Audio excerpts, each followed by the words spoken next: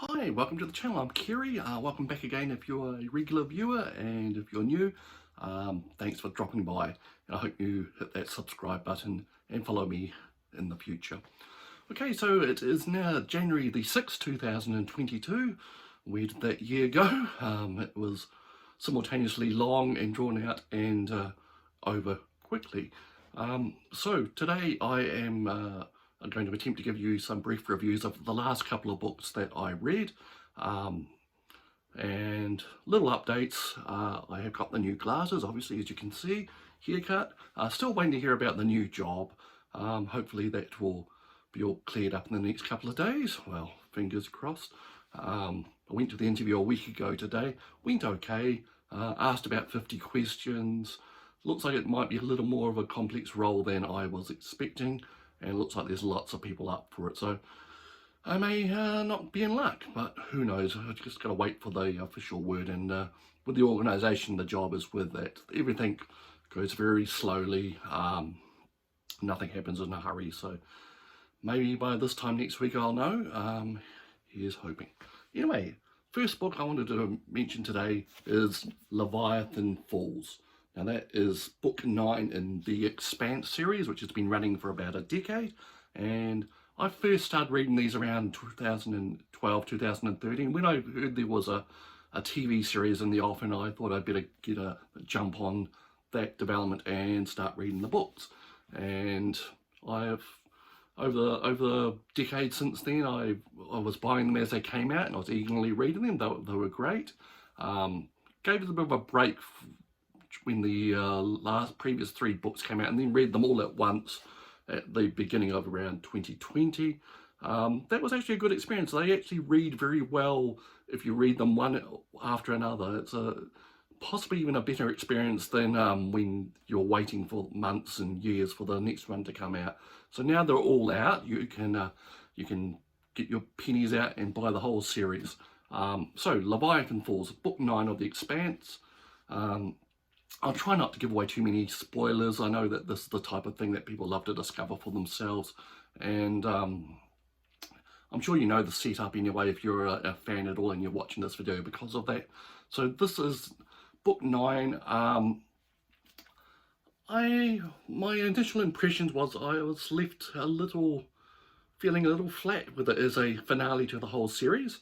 As a wrap up to the Laconian arc of the last 3 books, it's probably a more satisfactory ending, but this had to pull out all the stops and bring everything to an end. I think it may not have fully succeeded in what I was expecting. So anyway, it continues the format that they established in the earlier books, where each chapter is alternating from a different viewpoint. In this one, they seem to add viewpoints as the story requires them, instead of just sticking to the same people. So a new addition in this volume is Aliana Tanaka, a military officer with the Laconian Marines. Now, in the previous book, the Resistance, our plucky heroes and their friends, had struck a mighty blow against the Laconian Empire, which had been trying to lord it over mankind, and left them a little in a disarray. And the leader of the Laconians, Winston Duarte, was in a coma, not looking good, a bit of a vegetated state actually, and he had been messed around by his scientists using the proto-molecule. Now at the start of this one, Winston Duarte recovers his senses and kind of merges with the great cosmos and disappears from the Laconian capital. And Aliana Tanaka is given carte blanche to use whatever necessary means to find him again.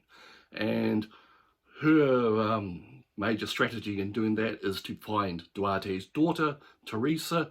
And Teresa happens to be on board the Rocinante, if I'm saying that right, the hero's ship. So Tanaka and the heroes have a couple of run-ins, gunfights, big explosions, everything going off.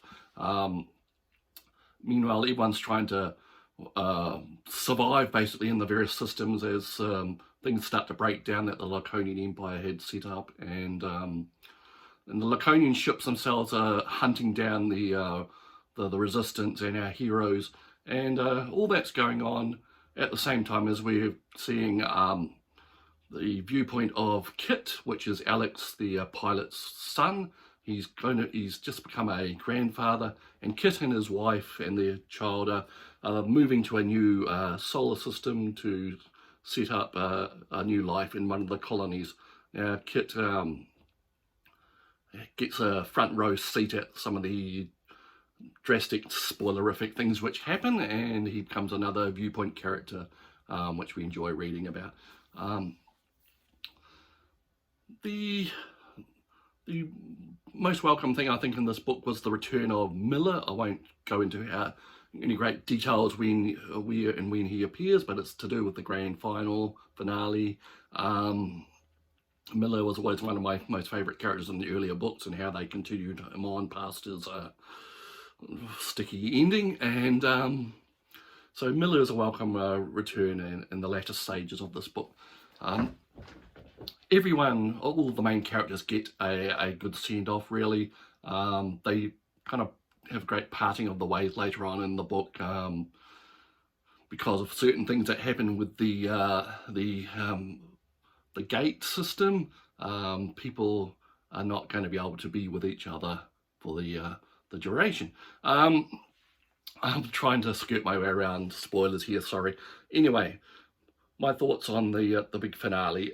There's a big set-piece finale which brings you back to a familiar location from the earlier books, and Holden gets to be the hero in the end again, of course, and it's kind of harkens back to the dynamics of the earlier books, where it was Holden, Miller against the world. We see that again. Anyway, as part of the plot, Winston Duarte has, merged with the cosmos. He's disappeared off in space. They find an alien ship has disappeared from Laconia, and they track that down. Tanaka and our crew clash several times, like I said, and Tanaka trying to find Winston Duarte.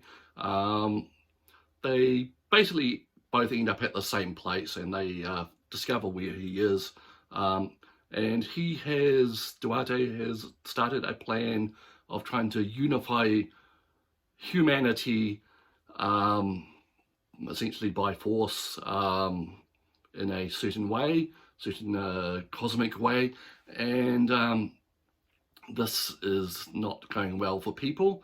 It's kind of like forcing people to merge their thoughts with others, and it's seen like by some as a very unwelcome imposition, and it also causes quite a lot of problems with Tanaka. She gets afflicted by this, and we see a lot from the background of Tanaka. She's quite a damaged individual, and she seeks help eventually, but she also uses violence to sort out her issues.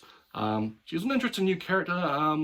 It's a pity that we don't see too much more of her. I mean, she's been introduced at a late stage, and she is essentially expendable. So anyway, a big climax occurs when the team gets together to basically stop what Duarte is doing, and then in the meantime we have to stop what the ancient darkness which wiped out the initial aliens who created the protomolecule. That's surging its way in, and we basically have to stop that as well.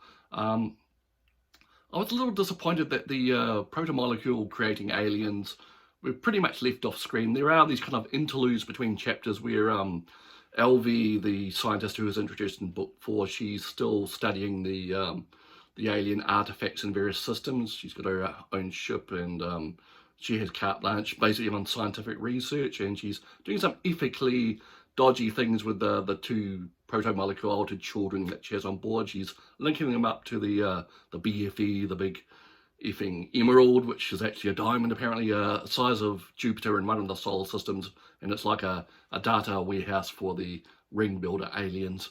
And she's linking these children up to it, and we get this kind of vague surrealistic dream type interludes between chapters where the child is learning the history of the alien ring builder civilization, but it's all very vague, and I found it a little unsatisfying in the end. I was hoping that we'd get an on-screen role from one of the aliens or something, clear message would come through, but I hope it's not a spoiler to say that does not happen. And likewise, the threat which shut down the Gate network and threatened those ring builder aliens, it remains frustratingly off stage as well. It's just shown as like a feeling, a darkness encroaching. There's not really much described about it, which was a disappointment. Likewise, as I said earlier, the big finale kind of felt flat to me. It wasn't the big all-encompassing end that I was expecting these writers to create. It was more of a problem solved here, problem solved there, there we go, everything's changed, let's have to live with it. Likewise, some of the changes that were made to the characters, especially Amos, who, spoiler for the last book, he was altered by the proto-molecule after becoming wounded, after he met Teresa. He was changed completely, and I assume that it was done so he can survive certain incidents in this last book, but in the end it's not really, I don't think it was really necessary to do that to him, but it does provide with an amusing epilogue which ends the book, as most epilogues do. We do see Amos get the last word. Amos is another favourite character of fans, of course. And of course, after the TV series has been running for a few years now, I see the main characters as the actors rather than as they were described in the earlier books. So when I think of Amos, I see that character, that actor. Never mind, I think in the earlier books, Amos was supposed to be a 7-foot tall, bald, older guy, but now I see him as the younger man as in the series, but that's probably just my problem. I've only seen the first three seasons of the series because they were coming out on Blu-ray. Now, since the series switched to Amazon Prime, they haven't released any Blu-rays which will work in my region, which is great. Anyway, I know this TV series is only running up to the 6th season, which will cover the 6th book, and they're also covering the short story Strange Dogs, which leads into the Laconian Empire side of things. Now, there was like a 30-year jump between the 6th book and the 7th book, and I assume they're not willing to go ahead with that, with the series anyway, not at this stage. Talking about that time jump, I'm not really sure it wasn't really necessary either, so, but I'm not the writer, but I guess they had to give time for the Laconian Empire to expand and take over and use all the alien technology and make them a credible threat. What it does lead to in this book is, sorry, got the cover around the wrong way, is there's a lot of internal reflection within the main characters. They're getting old, they're worrying about their abilities, their willingness to take drastic measures, they're thinking more about family and their connections, and yeah, so it leads to a lot of internal reflection like that with the main characters. Like I said before, they all get a fairly good send-off, some more dramatic than others. So that is Leviathan Falls. If you're a fan of the series, of course, and you've got up to this book, of course, grab it as soon as you can. There's a lot of anticipation on my part, waiting for this book for about 18 months. I'm just a little sad to say that I didn't quite live up to my internal anticipation. Maybe that's just me. It is a good book. It is entertainment. When the crew are together, having adventures, getting in and out of scrapes and fights, it is really at its best.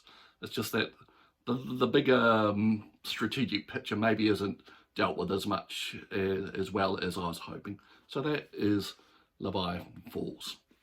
Okay, the next book, completely different, is Red Pill, by Hari Kunzru. I'm hoping I am pronouncing that right. Now, this author is a darling of the literary set. I've never read anything else by him. It was billed and reviewed as some type of searing indictment of the alt-right, white supremacists and whatever, and the dangers of going down their rabbit holes online. I found this book really wasn't about that in the end. I mean, the dressings are there and there are lots of references to that type of thing, but in the end it's about something else. something else entirely. So let me see what the book is about. It's about a writer who lives in New York with his wife and young daughter, just like the author, Mr. Kunzru. And he is struggling to write what he wants, and he gets accepted into an exclusive writers recluse retreat, in Germany. So he travels to the Wannsee area of Germany, which is of course infamous for its Nazi past, where he goes to the Jutta, I think, Institute it is. Let me just check. Jutta Center, a big old house and grounds which was set up by a philanthropist businessman after World War II. He basically just wants to take it as a break. He wants to shut himself away from other people, write his book on lyric poetry, and then take it easy. Of course, the runners of the Jutta Centre, the management, have other ideas. He's part of his agreement. They say that he had to work in the communal workstation area, use their library, take part in social events, and basically be all around pal to everyone. And that's just not what he wants to do. And so he kind of retreats away from the centre. He takes big walks out in the local area, and he finds I think the grave marker, or a marker for the philosopher writer Kleist, who in the late 18th century was something of what we'd call an incel, raging against everything on their equivalent of online and pamphlets and books, and ended up in a suicide pact with somebody else's wife. Now, this Kleist comes back to haunt our unnamed writer several times in his thoughts, and this writer, he starts getting warnings from the management saying if he doesn't back up his idea and start playing it on the team, they'll kick him out, or anyway, and they have detailed analysis of his use of the computers and the Wi-Fi, and what's he doing and what's he not doing. So he starts to get a bit paranoid, and as this paranoia, he basically shuts himself in his room, and he starts watching on his computer a violent police show called Blue Lives, and he starts puzzling over why they're using lots of philosophizing statements which he recognised from certain philosophers and writers in this television program. It's like it's got a certain angle that it's trying to push. Now, his Wi-Fi cuts off when he's watching this Blue Lives, and he's up to a crucial moment. So he goes downstairs to the IT department, and while he's there, he sees closed circuit TV. It looks like they are watching some of his fellow guests in their room, so that drives him even more paranoid. And as of his fellow guests, some of them are complete arseholes, which are blowhards, and he's just not getting on with them. There's one or two that he does like, but he's generally avoiding them. Anyway, he starts living like a pig in his room, and he sleeps in the bathtub to avoid what he thinks is surveillance cameras. And he makes friends with a cleaner that comes in called Monica, and when he's out on a walk, he bumps into her again, and she tells him her story of life in East Germany when she was a young woman. Now, this is taken up as a separate section of the book, and in my opinion, it's probably the best part of this whole book. Tells she was a bit of a proto-punk rocker in East Germany, and when she was arrested for something or another, she was offered the role of becoming an informant for the Stasi secret police, and she turns it down. So they basically do this undermining thing of her life. They just ruin all her contacts, her job, everything, and so she has to basically move away to a remote location and live her life in secret, essentially. And in the end, there's a bit of a twist to her story when the wall comes down and the secrets come out. Something she finds out as a different dimension. Now, that's the second section of the book, and third section we go back to our unnamed writer friend. And he's basically on a downward spiral, becoming really paranoid. Excuse me. And one of the colleagues at the centre, which he does like, invites him to go to a party in Berlin Central. So he goes to this party, and there he bumps into a guy called Gary, who goes by the name of Anton, who is the showrunner and creator of the Blue Lives. And our writer friend gets into a conversation with him, and it turns out that this Anton is something of a white supremacist, alt-right demagogue, and he's an asshole basically, and he confronts our writer friend with all these philosophical bollocks about wanting to live with his own people, not mix with the other races and whatever, and they trick the writer into going to a Turkish kebab restaurant where they make a scene, and he tries to basically mess with the writer's mind, which is already pretty messed up. And instead of walking away from all this, the writer becomes obsessed with this Anton character, and he goes right down he looks up all these online forums and thinks he's seen the sign of this Anton character and all these other writers, and then the Anton and one of his buddies turns up at the Juta Centre and acts like an arsehole, wants to see all the Nazi stuff.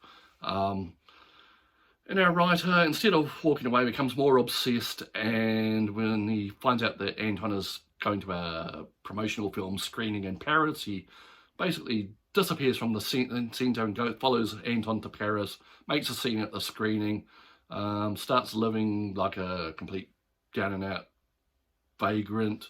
He becomes obsessed with one of these promotional films that Anton makes and uses the internet to track down where the film was shot, and it turns out to be an island off Scotland. So our writer turns up there, starts living in the rough in a cabin, goes completely mental, thinks that there's some type of great confrontation coming with Anton, and he writes like a manifesto in some notebooks about how the world is going to shit and everything's evil is happening, and so on. And this section ends with the local police picking up our writer friend, and then we start the fourth section, and our writer has just returned from a mental hospital. It turns out he had a complete breakdown, and he's back in New York, and his wife is very wary, very non-committal towards him, and she's scared for the safety of their daughter. They sleep in separate rooms, and it turns out that our writer friend mania is still going on. He sees a therapist, and then he steps outside and he starts thinking that everything's a simulation. He's living in a simulation, and he kind of hovers between two worlds. And the book ends as Trump is elected to power, and him and his wife have reconciled a little bit, but then they start fearing for the future. So that is basically the entire plot I've just given you. It's not really about alt-right, really. That's just a trigger for a mental breakdown. It's a good, actually, take it from me, it is a good sign, a good representation of looking out from within during mania, psychiatric illness. That's what the book's really about. It's a mental breakdown. This writer sees the foundations of his life moving out from below him, and as such, it is an interesting book. But just everything that's billed as and promoted as isn't really true. It's a chronicle of mental illness, basically, and if you take it as that, that's good. It's a little shallow, little trite on some of the aspects that it's talking about. It's a little once off lightly, and that's a little bit of a concern. I thought it would take the issues a bit more heavily. The whole alt-right angle, it doesn't tell you anything you don't already know about people like that. Their twisted moralities and their fascinations with the Nazis and, power, strength, might, what have you, and the way they want to twist your thinking to their way. So that is Red Pill.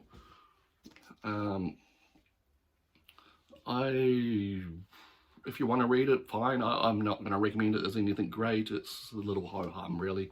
But as a depiction of mental illness, it's probably a good place to start. Okay, so that is the two books, Leviathan Falls and Red Pill. I'll probably just giving you a great synopsis of Red Pill without much of a review, sorry about that. Anyway, so we're getting on to 25 minutes on the video, so I'll leave it there, and thank you for viewing, and like I said, subscribe if you want to see more, and we'll be back with you very soon.